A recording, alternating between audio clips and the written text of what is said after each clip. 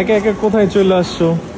আসছিলাম। আমি হঠাৎ করে তোমার লোকেশন দেখি হচ্ছে হলো লালাপোর্টে। আমি কই কি, আবার দেখি কার্ডের থেকে টাকাও কেটে লয়ে যায়।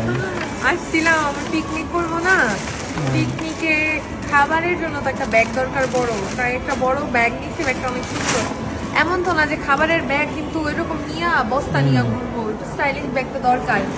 খাবারের ব্যাগ নিচ্ছে। পরে একটা কিউট দোকান আছে না, আমার প্রিয় একটা দোকান, ওই দোকানে এসে জানো কি একটা জিনিস ভালো লাগছে, দেখতে চাও? কি? ওমা, ওমা, ওমা। আমি তো দেখতে না চাইলেও তুমি আমার দেখাবা। এই যে কিউট না? হ্যাঁ, কেউ এটা একটা নিয়েছি, এটা নিয়েছি বলতো কোন জায়গায় রাখার জন্য? বেডের পাশে। তাইলে পারলাম না তুমি, যাই হোক।